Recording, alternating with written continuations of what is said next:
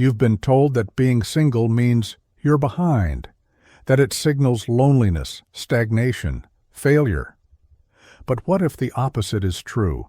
What if your solitude isn't a prison, but a fortress? Not evidence of being unwanted, but proof that you are unwilling to sell your soul cheaply. Carl Jung once wrote that loneliness does not come from having no people around you, but from being unable to communicate the things that matter. Solitude, then, is not an absence of love. It is the refusal to drown in counterfeit intimacy. This wasn't about rejection. This was about refinement. Jung warned that modern society tricks you into believing that perpetual connection equals fulfillment. Yet, in his private notes, he observed something far more unsettling. People who rushed into partnerships out of fear often became the most fractured souls he treated. They had bound themselves not to love, but to escape from themselves. They didn't find wholeness, they found fragmentation. Because here is the paradox. Being single doesn't mean you're incomplete. It means you're undergoing individuation, the very process Jung believed was the essence of psychological evolution. In solitude, you encounter your shadow. In stillness, you recognize your false masks. And in silence, you hear the faint stirrings of your authentic self. They tell you that being single is waiting. But waiting implies passivity. What you're engaged in is transformation. You are not idle, you are forging. You are not abandoned, you are being summoned. You are not missing out, you are being prepared. They see you as stuck, they sense you as behind. They feel you as lacking, but they are wrong. You are not behind, you are ahead. Because you have chosen the road Jung described as the privilege of a lifetime. To become who you truly are before merging with another. This wasn't weakness, this was sovereignty.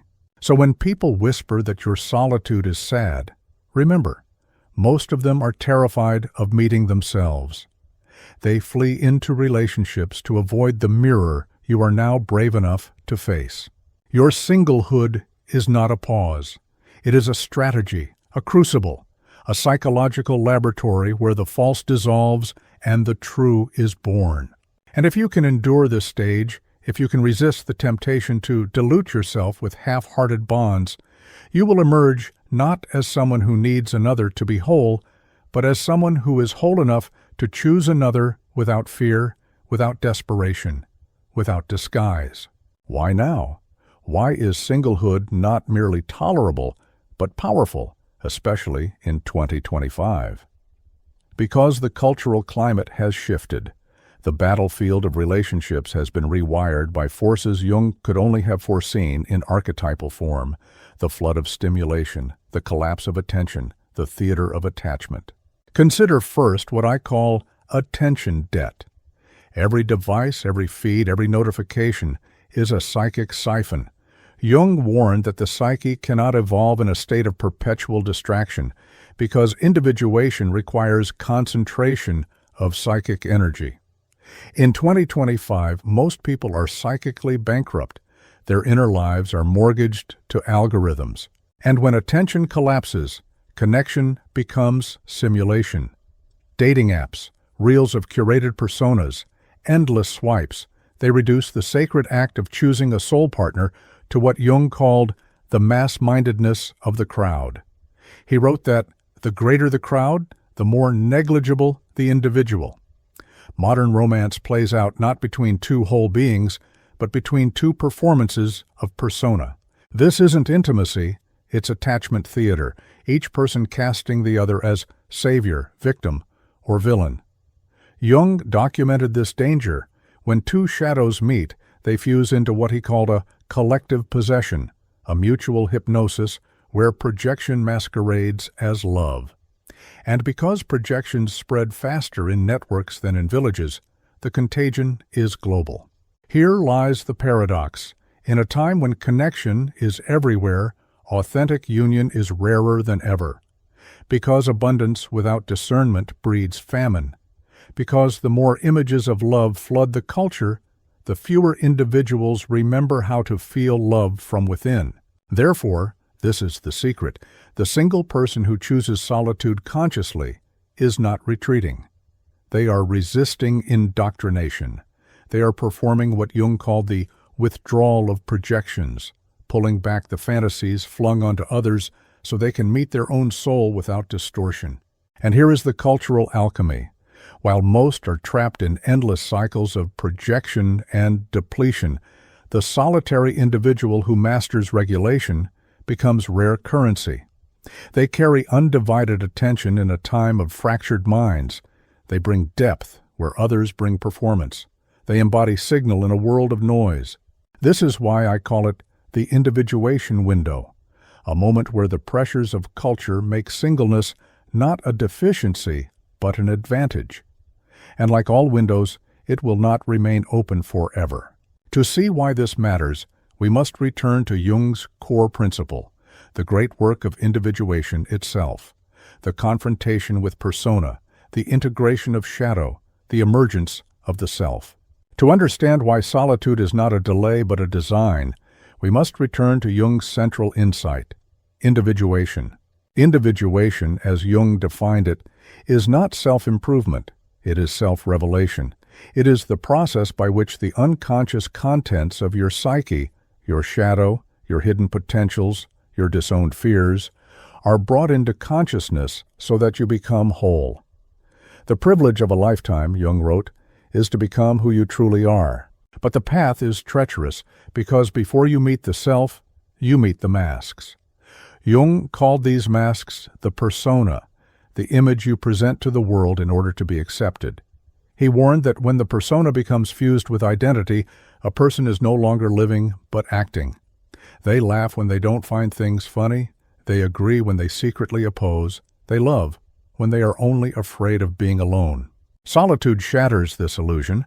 When you step away from constant performance, the mask begins to slip. At first, this feels like death.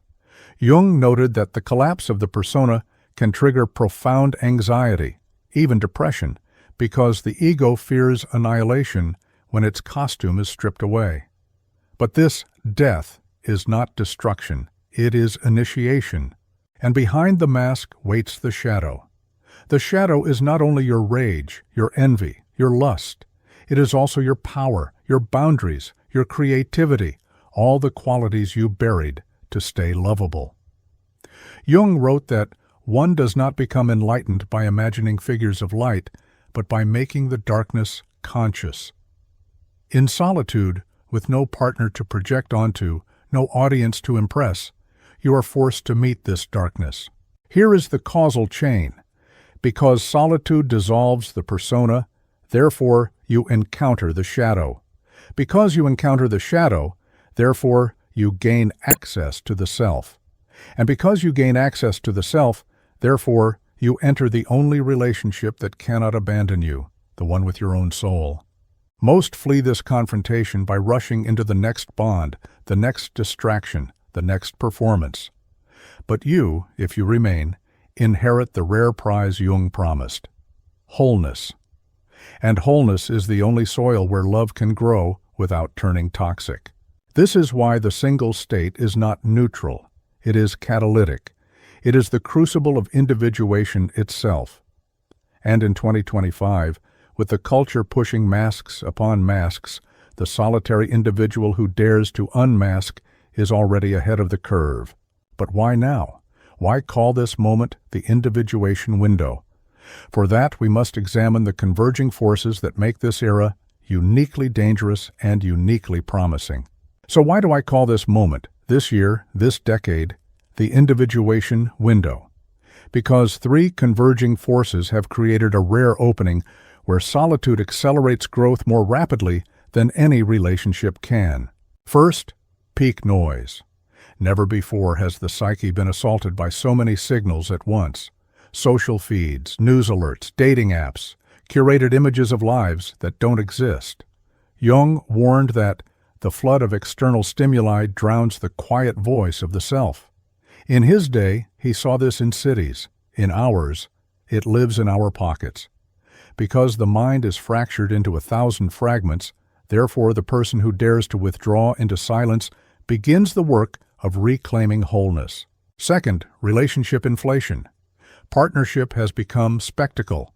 The performance of love has overtaken the practice of love. Jung noted that projection turns the beloved into a screen for your fantasies. In 2025, this projection is amplified by media, turning dating into a competitive theater where image outruns intimacy. Because illusions dominate, therefore, those who choose solitude protect themselves from counterfeit bonds that drain rather than develop them.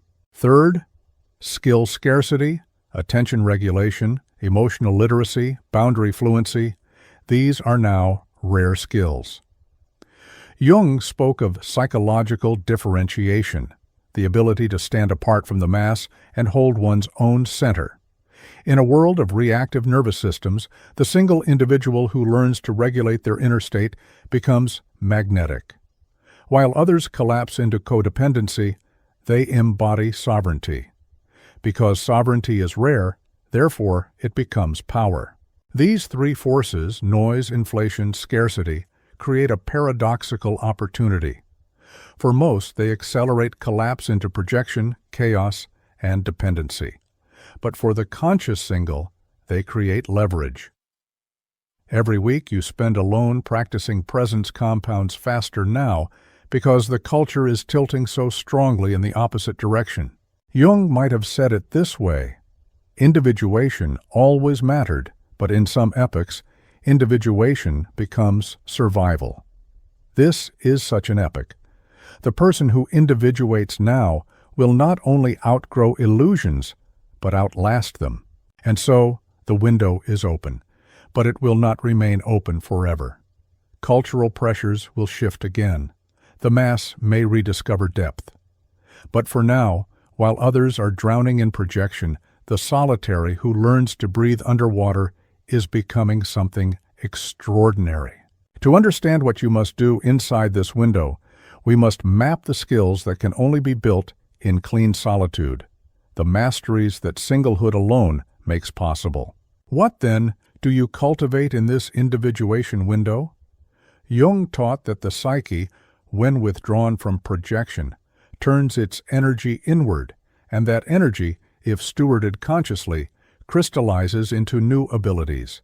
These are not luxuries, they are masteries, skills that solitude alone can forge, and without which every future bond will collapse under repetition. First, affect regulation. In partnership, you outsource your nervous system. Their smile calms you, their silence agitates you, their presence dictates your state. Alone, you are forced into self-regulation. Jung understood this as part of the alchemical nigredo, the blackening, where external fuels are stripped away so that inner fire can be discovered. Through solitude, you learn the micro-reset rituals that stabilize storms within: breath, movement, silence. Because you can soothe yourself, therefore no relationship becomes a pharmacy for your pain. Second, value differentiation. When you are alone, you discover which desires are truly yours and which were borrowed. Jung warned of what he called purpose poisoning, living out goals that never belonged to you, chasing careers, partners, and roles scripted by culture. In solitude, you feel the hollow ring of these false desires. You learn to separate the soul's voice from the crowd's voice. Because your values clarify, therefore, your choices refine. Third, boundary fluency. Without solitude, your boundaries are theoretical. You imagine you can say no until the cost of saying no is rejection. But in solitude, you learn that rejection cannot kill you because you are already whole. Jung wrote, "Until you make the unconscious conscious, it will direct your life, and you will call it fate." Boundaries are nothing but unconscious refusals made conscious. To practice them alone, declining half-hearted offers, guarding your time, protecting your attention, is to build fluency. Because you learn to guard the gate, therefore you become sovereign over the kingdom. Fourth, signal detection. This is the rarest of the four. Jung marveled at how sensitive personalities could read unspoken patterns with surgical accuracy. Solitude amplifies this sensitivity because you're no longer drowning in noise. You begin to notice micro-signals, energy shifts, hidden resentments, subtle incongruities. What others call intuition is often pattern recognition refined by silence. Because you sharpen detection, therefore, you no longer walk blind into traps. Together, these four masteries, regulation, differentiation, fluency, detection, reshape you. They change not only how you meet yourself, but how you will one day meet another. Without them, you are condemned to repeat the dramas Jung called negative synchronicity, endless cycles with different faces, but identical outcomes. With them, you exit the loop. And mastery does not come by accident. It requires method. So let us turn to the three-phase practice, a deliberate progression through which solitude ceases to be passive and becomes powerful. Mastery requires a container. Jung warned that raw solitude without structure collapses into chaos, just as psychic contents without integration collapse into neurosis. To transmute isolation into individuation, you need a progression, a rhythm that moves you from detox to reconstruction to sovereignty. I call this the three-phase practice for powerful singleness. Phase 1. Blackout, 2 to 4 weeks. This is withdrawal, the first cut. You step back from half-connections, from the endless scroll of simulated intimacy, from what Jung called the collective possession of the crowd. No more late-night validation pings, no more breadcrumbing exchanges that only remind you of your hunger. Instead, you enter silence, not as punishment, but as purification. What emerges here is baseline.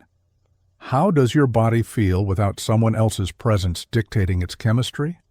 How does your mind speak when it is not echoing another's expectations? Jung saw this as the nigredo, the blackening, the necessary death before rebirth. Phase 2. Repattern, 4 to 8 weeks. Once the blackout stabilizes you, new rhythms must be installed. Jung noted that the psyche abhors a vacuum. If you do not consciously fill the space, old compulsions will creep back. Here you design rituals, morning rite. Empty the psychic debris before the day begins. Midday movement. Remind the nervous system it is sovereign. Evening integration. Dialogue with shadow through journaling or active imagination. Socially, you return to contact, but sparingly. One intentional gathering per week, not for distraction, but for observation. You begin to notice how your system reacts to different energies, and you practice boundaries as experiments. Phase 3. Signal and serve, ongoing. Here, the solitary state transforms from defensive to generative. Jung taught that individuation is never only for the self, it is for the collective. You begin to channel your reclaimed energy outward, not in desperate seeking, but in offerings. You create art, projects, systems of service, not to impress, but because creation itself feels like breathing. You use your sharpened perception not to please, but to discern where your energy belongs. This is the stage where you stop being the absorber of others' projections and become, as Jung described, a psychologically autonomous individual, a presence others feel but cannot exploit. Because blackout clears, therefore repattern installs. Because repattern installs, therefore service flows. The phases are sequential, but they spiral. Each time you cycle back, the patterns deepen, the sovereignty hardens, the self shines brighter.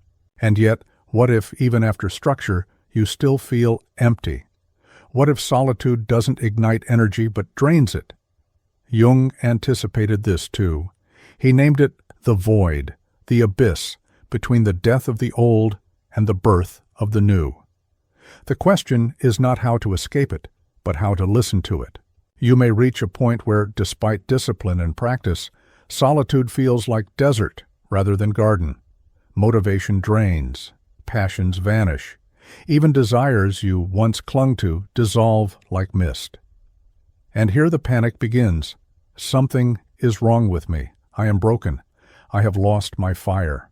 But Jung discovered the opposite.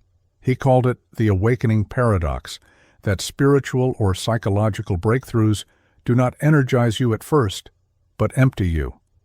70% of his patients who experienced awakening lost motivation within months, not because they failed, but because they succeeded too well at dismantling illusions.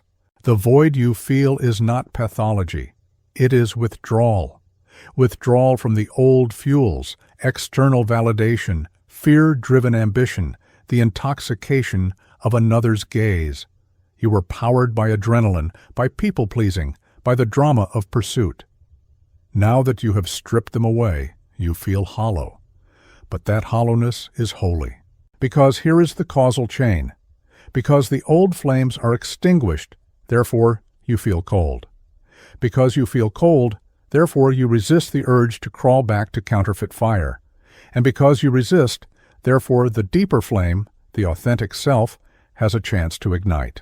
Jung compared this to the alchemical nigredo, the blackening where matter dissolves before it can be reconstituted. The psyche, too, must decompose its false motivations before true purpose can crystallize. What feels like emptiness is actually compost. Think of the patient Jung described, Maria, who, after a profound awakening, could no longer get out of bed. She wasn't depressed in the clinical sense. She was indifferent. Love, work, ambition, all appeared meaningless. Jung recognized that she wasn't broken. She was in limbo, too conscious to return to sleep, but not yet awake enough to know what comes next. He guided her not back into old goals, but through the void, until new impulses, quiet, authentic, unforced, began to surface. So when your solitude feels sterile, do not flee. The emptiness is not absence, it is space. And space is the prerequisite for birth. You are not meant to refill it with distractions. You are meant to endure it until new fuel, soul fuel, appears. But to endure, you need structure. To keep the void from collapsing into despair, you require an architecture, a weekly rhythm that sustains you as the deeper fire prepares to kindle. To hold the void without collapsing into despair, you need not 1,000 rules, but a simple architecture, 1 page, 5 blocks. Jung taught that psychic energy must be given form, or else it flows chaotically into compulsions. Architecture does not strangle the soul, it steadies it, giving emptiness the dignity of a vessel. Block 1, Anchor, Sunday. 1 long walk, 1 long write. Jung often instructed his patients to converse with their unconscious through active imagination, but he also warned that, without grounding, the unconscious can overwhelm. Walking stabilizes the body, writing stabilizes the psyche. On this day you ask 2 questions. What fed me this week? What drained me? This becomes your compass. Block 2, Build, Monday, Thursday. Each day, 1 90-minute block of what I call lonely work. No phones, no feedback loops. Work that matters to you, even if no one else knows. Jung wrote, "The most terrifying thing is to accept oneself completely." Lonely work is how you prove to yourself that your existence does not require constant witnesses. It is acceptance in practice. Block 3, Connect, once per week. 1 intentional conversation, not endless chatter, not shallow networking, but depth with 1 trusted soul. Jung emphasized that individuation does not mean isolation, it means connection without fusion. This block ensures that your solitude does not decay into exile. Block 4, Play, once per week. 1 slot for joy that is not instrumental. Dance, sketch, sing badly, whatever feels unnecessary yet nourishing. Jung warned against the moralistic suppression of play, noting that unlived life festers in the unconscious as shadow. To play consciously is to keep shadow from erupting destructively. Block 5, Audit, Friday. A short review. Where did you honor yourself? Where did you betray yourself? Jung's examination of conscience was never about guilt, but about awareness. Until you make the unconscious conscious, it will direct your life and you will call it fate. The audit prevents drift. It forces you to notice repetition before it enslaves you. Because you anchor, therefore you stabilize. Because you build, therefore you trust yourself. Because you connect, therefore you remain human. Because you play, therefore you stay alive. Because you audit, therefore you evolve. This one-page rhythm does not solve the void.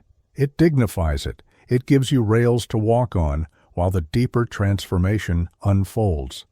Yet even with architecture, the path is not smooth. As you grow stronger in solitude, the world will test you, and the tests arrive in 3 disguises. Strength never goes untested. The moment you stabilize in solitude, the world will send you challenges, 3 trials that appear not as monsters, but as temptations. Jung called this the enantiodromia, the turning of one thing into its opposite. Your growth summons its own counterforce. Test 1. The return of the almost.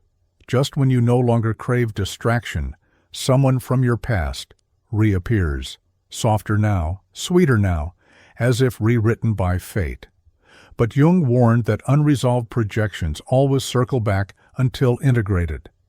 The almost is not a miracle, it is a mirror. You are being asked, have you truly differentiated value from habit, or will you fall for the same shadow in a new costume? Test 2. The guilt mirage.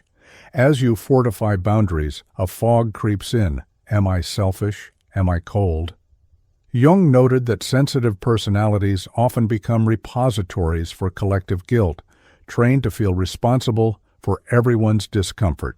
The test here is discernment, realizing that self-protection is not cruelty, that saying no without collapse is not selfishness, but sanity. Test 3. The status whisper. This is the subtlest and most corrosive. The culture leans in and murmurs, "You're behind. Everyone else has someone, why don't you?" Jung warned that mass-mindedness reduces the individual to conformity. The whisper is not truth, it is possession. To pass this test, you must remember, timelines are collective fictions. Individuation is not measured in milestones, but in depth. Because here is the pattern. The almost tests your clarity. The guilt mirage tests your sovereignty. The status whisper tests your endurance. Fail, and you return to the old loops. Pass, and you become what Jung called psychologically immune, a soul that cannot be coerced by flattery, guilt, or comparison. And once you pass, a new question emerges. When do you re-enter the field of relationship? Not when you are lonely, not when you are pressured, only when the right signals appear, both within you and before you. So when, after solitude, after mastery, after the tests, you wonder, am I ready to love again? The answer is not found in another person's eyes, it is found in the signals you have cultivated within yourself. Jung taught that the psyche reveals readiness not through desire, but through integration. First, the internal green flags. Do you feel a stable baseline, a center that no mood, no message, no silence can shatter? Jung saw that those who re-entered relationship without this baseline fell prey to projection, mistaking another's presence for stability. Readiness means you can soothe yourself before you seek soothing. Do you wield a clean no, without collapse, without rage? Jung called boundaries the first act of individuation, the drawing of a sacred circle around the self. If you can say no without trembling, you are ready to say yes without desperation. And do you carry clarity on your top 3 non-negotiables, not as demands, but as compass points? Jung warned of purpose poisoning when desires were borrowed from culture. To know your own criteria is to know you will not sell your soul for belonging. Second, the relational green flags. When you encounter another, look less at their words and more at their pace. Do they respect the tempo of your unfolding, or do they press for acceleration? Jung wrote that haste is the devil in matters of the soul. Respect for timing is respect for you. Do they practice curiosity instead of control? Manipulators interrogate to dominate. Partners inquire to discover. The former makes you smaller, the latter enlarges you. And most of all, do they repair? Jung observed that conflict is inevitable. What matters is whether two people can turn breakdown into breakthrough. A partner who avoids repair avoids growth. Because here is the causal chain. Because you have changed what you supply, your stability, your clarity, your sovereignty, therefore you change what you demand. And because you change what you demand, therefore you change what you attract. Re-entry, then, is not about finding the one. It is about becoming one, whole enough to meet another without disguise, without panic, without projection. And when you enter from this place, you do not repeat the old theater. You write an entirely new script. But even with new scripts, even with readiness, a danger lurks, the temptation to copy the old architecture of relationship only with new faces. To avoid this, we must explore how to design a conscious relationship after individuation. Readiness is not the end. It is the threshold. For even when the self is fortified, the great danger remains, to repeat the same patterns in a prettier form. Jung warned that the unconscious does not disappear when you grow. It waits, and it will infiltrate any bond that lacks structure. That is why individuation must extend beyond the self into the very architecture of relationship. So how do you design such a bond? By remembering three principles. Principle 1. Agreements protect individuation. Most lovers make promises of affection. I will love you. I will stay. The conscious bond requires different vows, solitude hours, repair protocols, truth before comfort. Jung called this dual autonomy, two individuals remaining whole while sharing a field. Without agreements, the unconscious dictates. With them, the self stays sovereign. Principle 2. The dual autonomy model. In unhealthy love, two people become one, and both are diminished. In conscious love, two people remain two, and both expand. Each keeps sovereign schedules, sovereign pursuits, sovereign inner worlds, while tending to a shared vision. Jung wrote that individuation does not isolate, it connects. True partnership is not fusion, it is resonance. Principle 3. Boundaries equal safety, not restriction. Most fear boundaries because they sound like barriers. But Jung understood that without walls, there is no container. Boundaries are not rejection, they are the perimeter that makes intimacy possible. Only when two people guard their edges can they meet at the center without annihilation. Because here is the causal chain. Because you protect individuation, therefore love does not regress into dependency. Because you maintain autonomy, therefore connection expands instead of contracts. Because you honor boundaries, therefore intimacy deepens rather than collapses. This is the design of a conscious relationship, not a utopia without conflict, but a crucible where conflict becomes transformation. And yet, many who enter this path stumble, not from malice, but from misunderstanding. The pitfalls are subtle, but they are fatal if ignored. Even after mastery, even after readiness, even after vows of consciousness, there are traps, subtle snares that masquerade as progress, but quietly dissolve the work you have built.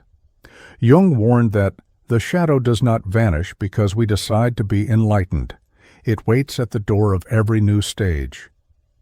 These are the 4 pitfalls that break the individuation window. Pitfall 1. Performative healing. You speak of growth more than you practice it. You broadcast breakthroughs, but inside, integration has not yet occurred. Jung cautioned that the persona, the mask, can evolve as fast as the self, creating what he called inflation, the illusion of depth without substance. Healing spoken but not lived becomes another costume. Pitfall 2. Pseudo-solitude. You claim singlehood, but your life remains saturated with micro-entanglements, late-night texts, flirt loops, emotional crutches. You are technically alone, but psychically enmeshed.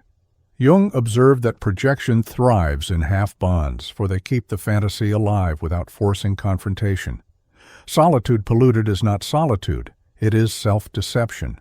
Pitfall 3. Binary thinking. You exalt singlehood as sainthood and condemn relationship as corruption. But Jung insisted on the transcendent function, the union of opposites. To split reality into good and bad is regression. Singlehood is not pure, relationship is not poison. Both are stages of the same great work. Clinging to one pole arrests development. Pitfall 4.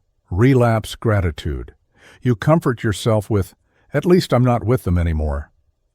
Gratitude for escape is natural, but when it becomes your ceiling, you stop climbing. Jung warned of fixation on the wound, where identity crystallizes around past pain. Survival is not transformation. To live defined only by what you left behind is to freeze in transition, because here is the mechanism. Each pitfall disguises itself as safety. Performance feels like progress. Pseudo-solitude feels like connection. Binaries feel like clarity. Relapse, gratitude feels like healing. But each one halts individuation, and to halt is to waste the window. To avoid these traps, you need more than vigilance. You need practices, maintenance rituals that preserve the gains of solitude as you step deeper into life. Individuation is not a one-time awakening, it is a discipline. Jung wrote that what is not brought to consciousness comes to us as fate, which means that even after breakthrough, unconsciousness waits to reclaim you. Maintenance is not optional. It is the daily guarding of the gains you bled to earn. These are the 5 keepers. Rituals simple enough to practice forever, powerful enough to preserve the work. Keeper 1. The daily breath reset. 10 seconds before decisions, 10 breaths before replies. Jung insisted that freedom begins not in choices, but in pauses. Breath reclaims space from reactivity. It ensures your words come from self, not from shadow.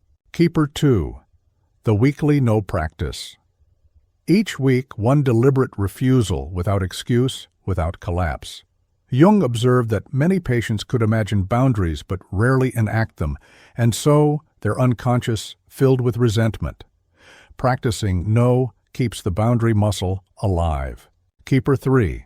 The monthly solo pilgrimage. One day alone, train ride, hike, city wandering, without roles, without companion.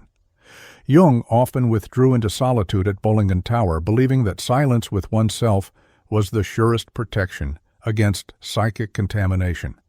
Your pilgrimage recenters you in self. Keeper 4. The quarterly relationship audit. Every 3 months, review. Which connections add vitality, which siphon it.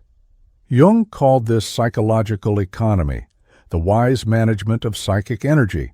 Without audits, drains multiply invisibly. Keeper 5. The annual vow renewal. Once a year, rewrite, not recite, your commitments to yourself.